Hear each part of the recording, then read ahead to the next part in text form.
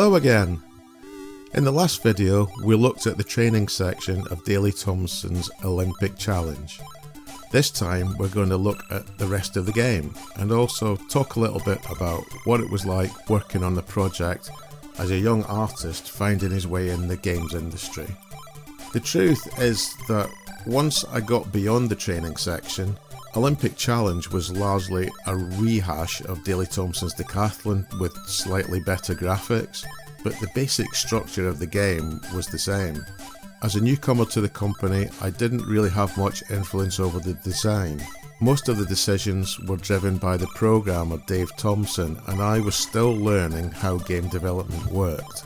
In fact, one of the biggest lessons I learnt during the project was just how much control programmers had over what could and couldn't be done. Looking back now, I probably assumed that was simply the way things worked. I didn't really know whether I was allowed to contribute ideas or whether my job was just to create graphics to order.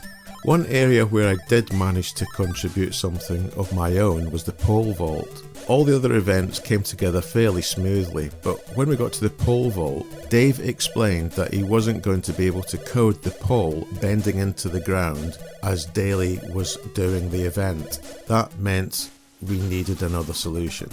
Years before, I'd been playing Dragon's Lair in the arcades, and I was fascinated by the way it used separate scenes and dramatic camera changes. That gave me an idea.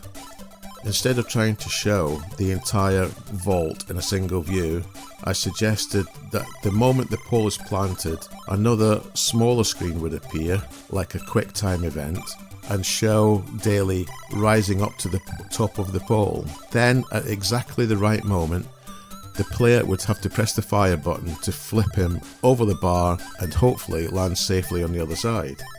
As far as I know, that was the one genuinely unique feature that made it into the final game. It was one of the few ideas that came directly from me, alongside the training section. There was another feature I desperately wanted to change, but never got the chance. Anyone who played Daley Thompson's Decathlon or Olympic Challenge will remember the 1500 meters. By the time you reached it, it wasn't really testing the athlete anymore. It was testing the player. It became an exhausting marathon of joystick waggling and button bashing. I thought there must have been a much more interesting way to handle it. My idea was to introduce a stamina management system. Instead of hammering away at controls for 10 or 15 minutes, players would start the race with a limited pool of energy. They would then have to manage that stamina throughout the event, speeding up and slowing down at different points to make sure they didn't run out before the finish line. It would have turned the race into a more tactical challenge rather than a physical endurance test for the person holding the joystick. Unfortunately, once again I was told it couldn't be done. The event would remain exactly as it was in the original game. At the time I simply accepted it. This was my first game and I didn't have the confidence or experience to push my ideas any further. While all this was going on, I was facing another challenge: animation. I'd never animated characters before, so to create the athlete graphics, I had my ZX Spectrum connected to one television and a VHS player connected to another.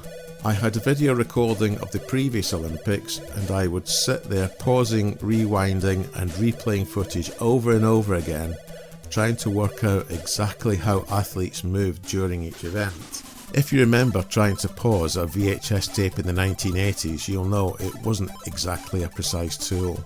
The picture would fill with interference and visual noise. Often the image would become so fuzzy that it was difficult to make out what the athlete was actually doing.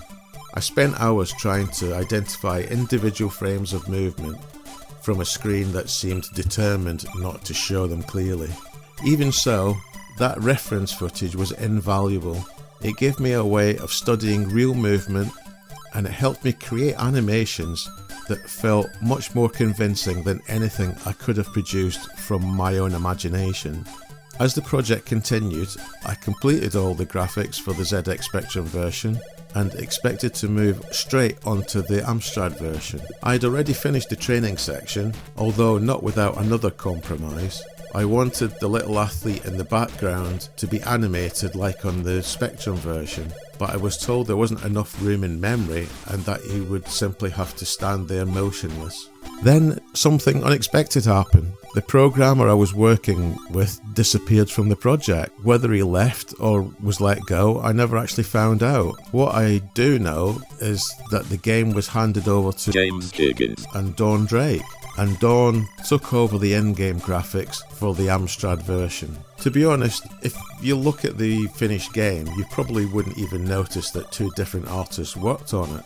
Dawn did a fantastic job carrying everything forward and maintaining a consistent look throughout the project. At the time, I was the new kid in the company, working largely in isolation with Dave Thompson.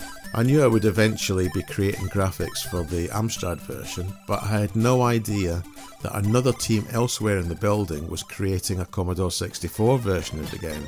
As I got to know more people around the company, I became friends with John and Rick Palmer, who were working on that version. The first time I saw their game running, I have to admit, it made me a little sad.